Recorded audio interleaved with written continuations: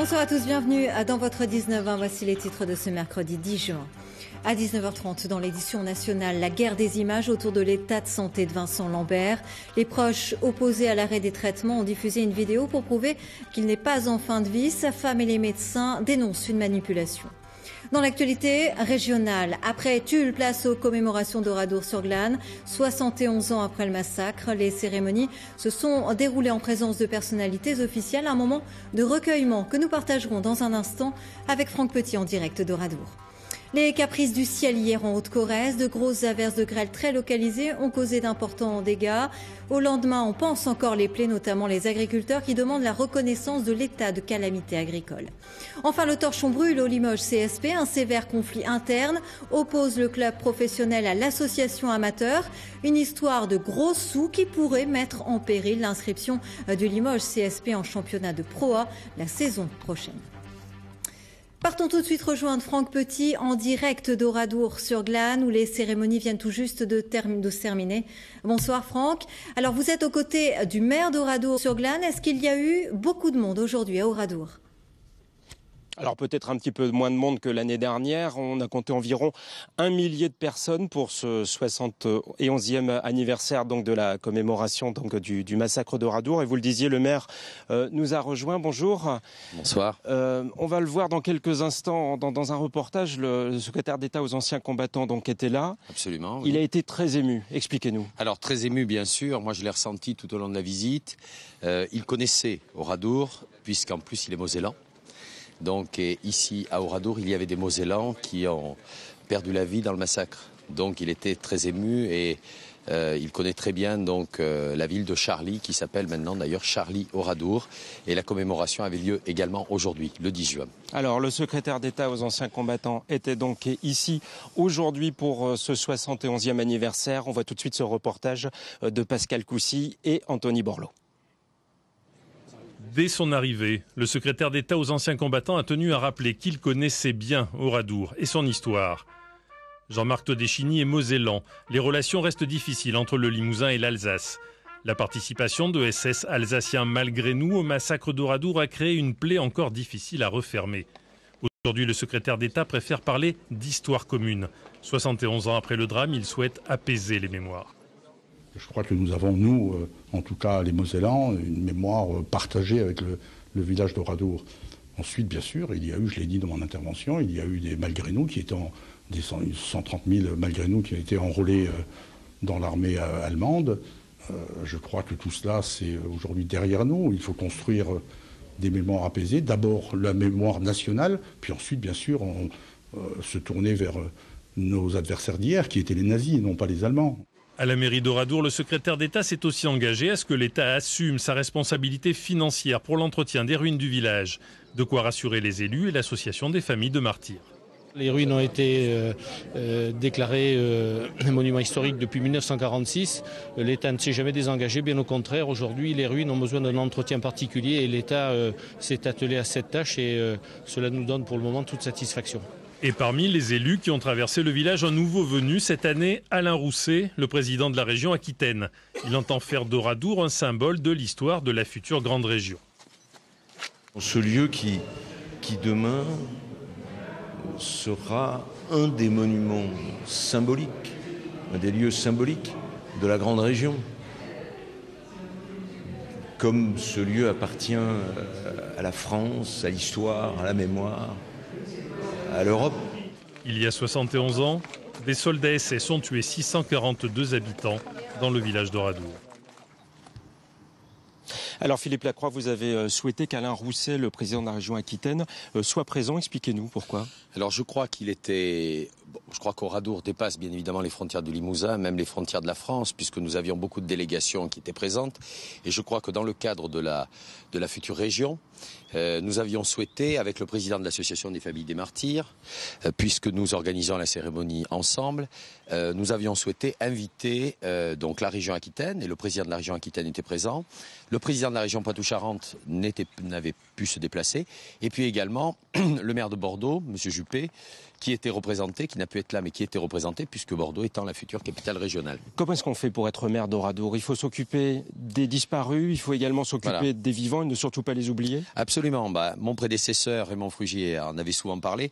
Je crois que c'est la particularité de cette fonction, c'est que il y a d'une part l'aspect historique et mémoriel de la commune, bien sûr, et puis d'autre part, il y a aussi le Nouveau-Bourg, avec ses 2500 habitants, presque 2500 habitants, et qui, bien évidemment, est un bourg dynamique et vivant. Alors, Oradour-sur-Glane, c'est le symbole de la barbarie humaine. On se rend compte qu'en 2015, de telles exactions continuent. Qu'en pensent les rescapés, qu'en pensent les survivants? On voit tout de suite ce reportage. Le cortège arrive à l'église où les femmes et les enfants ont été assassinés. Et Camille Senon, rescapée du dernier tramway, lance la minute de silence. À la mémoire de toutes les femmes et de tous les enfants qui ont été massacrés dans cette église, je vous demande de bien vouloir observer une minute de silence. Oradour, un crime contre l'humanité, symbole de la barbarie humaine, qui hélas se poursuit aujourd'hui encore. 2015 est d'ores et déjà marqué par l'attentat de Charlie Hebdo ou les exactions de l'État islamique. Moi qui suis d'un naturel optimiste, qui veut avoir confiance en l'humanité, en la capacité des hommes et des femmes de s'améliorer, c'est un peu désespérant quand on voit toujours des scènes de ce genre.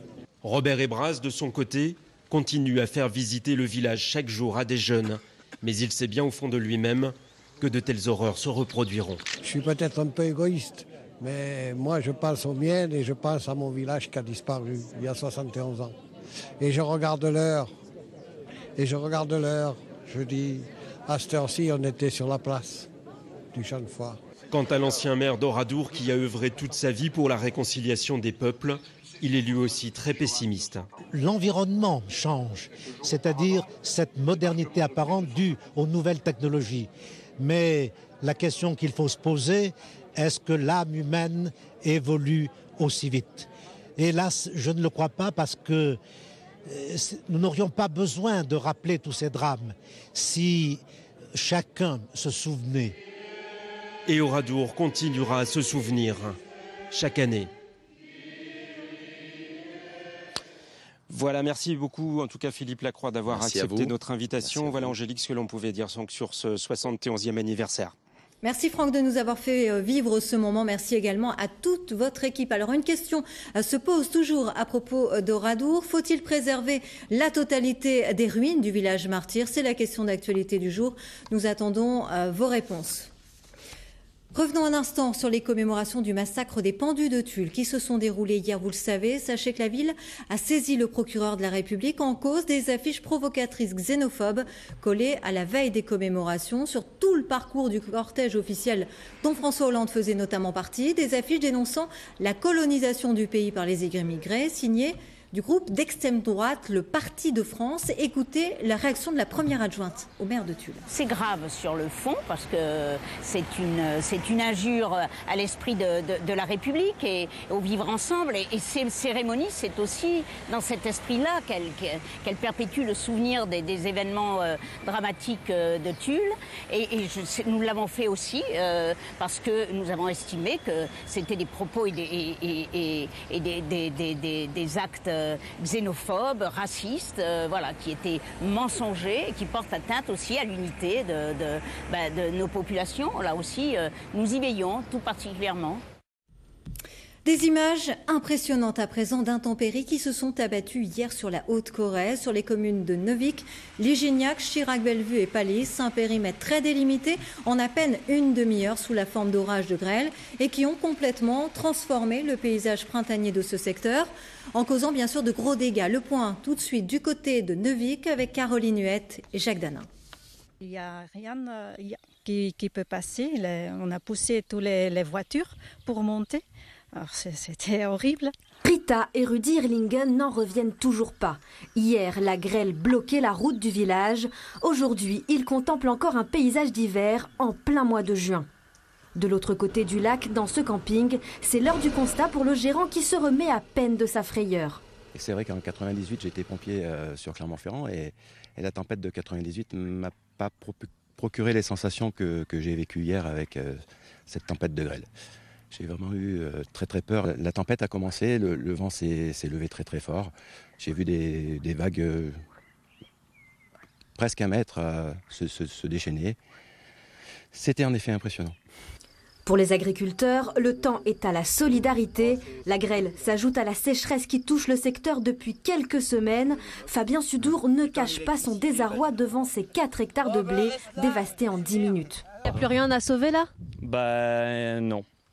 Non, on va attendre les beaux jours et il y a de grandes chances que je vais faucher, essayer de ramasser de la paille et sûrement faire un maïs derrière pour compenser les pertes. Et aussi après les prairies aussi, j'ai plus rien dans mes prairies, donc je ne sais pas comment ça va se passer. Prochaine étape pour les agriculteurs, obtenir une indemnisation au titre de calamité agricole. Ils savent déjà que les prochains jours seront décisifs, car dans les champs, en fonction des conditions climatiques, il y aura plus ou moins de pertes. Parlons à sport. Le Limoges CSP fait toujours rêver. Ils étaient nombreux ce matin à faire la queue pour décrocher les précieux sésames pour le match 3 de la finale de Pro A qui se déroulera jeudi 18 juin face à Strasbourg. Certains ont même passé la nuit rue Haute-Vienne devant le siège du club. Vous le savez, la finale du championnat de France de Pro A commence donc vendredi soir à Strasbourg. Une finale qui se joue en 3 matchs gagnants. Un sujet complet d'ailleurs dans votre local de Limoges. Et toujours à propos du Limoges CSP, sachez qu'un bras de fer s'est engagé au sein même du club. En cause, des tensions financières entre le club professionnel et l'association amateur. Cette dernière réclame une rallonge pour son fonctionnement. Le président Frédéric Fortet refuse. Cela pourrait compromettre l'engagement du CSP en championnat de Pro A l'an prochain. Emmanuel Donano, Henri Simonet. Pour André, amitié du CSP, le tout signé Fred Fortet. Dans le bureau d'André Sardin, la dédicace sur le maillot du club ne reflète plus l'état d'esprit entre les deux hommes. Aujourd'hui, le président de l'association demande une rallonge financière au président de la SASP qui gère les budgets. On veut que nos jeunes accèdent au championnat interrégion et on veut également structurer le club. Donc il nous faut une augmentation de 45 000 à 50 000 euros. Et si cette augmentation, vous ne l'avez pas ? Eh bien, et je vous le dis avec beaucoup de sourire, je ne signerai pas l'engagement du club en championnat de France l'année prochaine.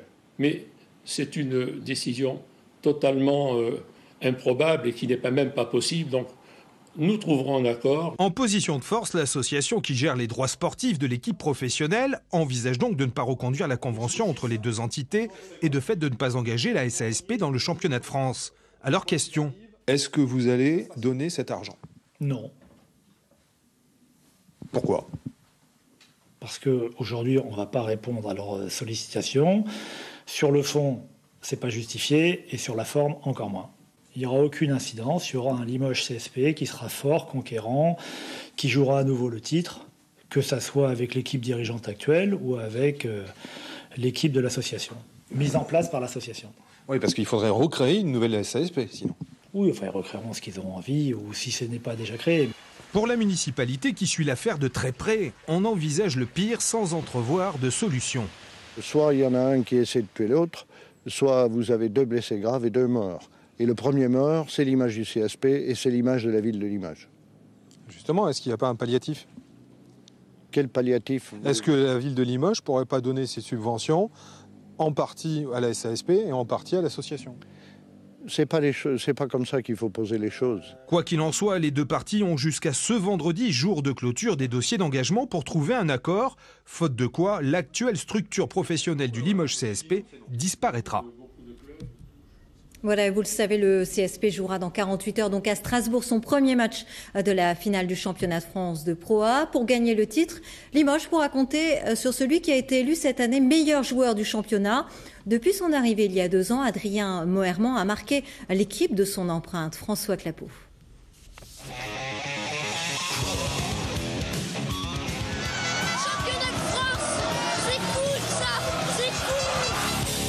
Bonjour, je m'appelle Adrien Moerman, j'ai 25 ans, intérieur du CSP Limoges. Quand il pose ses valises à Limoges en 2013, Adrien Moerman arrive d'Espagne, un championnat très relevé. Mais son club de Bilbao ne payait plus son salaire. Déjà champion de France avec Roanne et vainqueur de la Coupe avec Orléans, il vient au CSP pour se relancer. Ce que j'ai besoin, c'est de retrouver du temps de jeu. Et je pense qu'en venant ici, j'ai fait le très bon choix.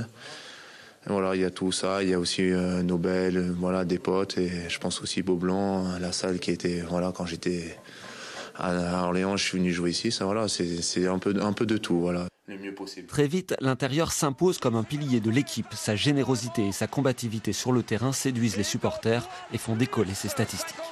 Il ne faut pas se reposer, il faut continuer à travailler encore. Adrien Meurement marque le dernier point de la finale 2014. C'est un joueur clé dans la conquête du titre de champion. Cet été-là, il prépare le championnat du monde en Espagne avec l'équipe de France. Il n'est finalement pas retenu, mais c'est une belle expérience. Il y a des grands joueurs avant moi et je pense que le plus important, voilà, c'est d'avoir mis un pied et d'y rester pour les futurs.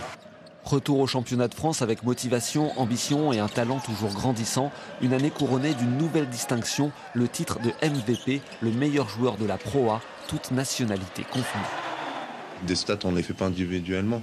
T'es bon parce que voilà, t'as des gens qui sont autour de toi et c'est une famille, c'est pas des coéquipiers, c'est une famille qui est là, qui essaie de se surpasser et surtout avec les supporters qu'on a, voilà, qui donnent ce mot en plus quand t'as un petit coup de mou.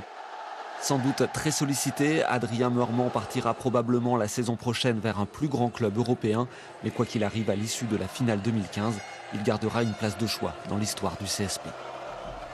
Voilà, avant de se quitter, une information que nous venons tout juste d'apprendre. Après une série de 24 cambriolages à Saint-Laurent-sur-Gorre et en Dordogne entre 2012 et 2014, 2 frères ont été interpellés. C'est l'ADN qui a parlé grâce à un prélèvement réalisé par les enquêteurs. Ces 2 individus étaient connus des services de gendarmerie. Ils ont reconnu les faits. Ils devront s'expliquer devant le tribunal correctionnel de Limoges en septembre prochain. Voilà, fin de ce journal. À suivre votre météo régionale, vos éditions locales de Limoges et Pays de Corrèze. Passez une très bonne soirée. Je vous donne rendez-vous demain soir à 19h sur France 3 Limousin. Retrouvez toute votre actualité régionale sur l'application France 3 Régions.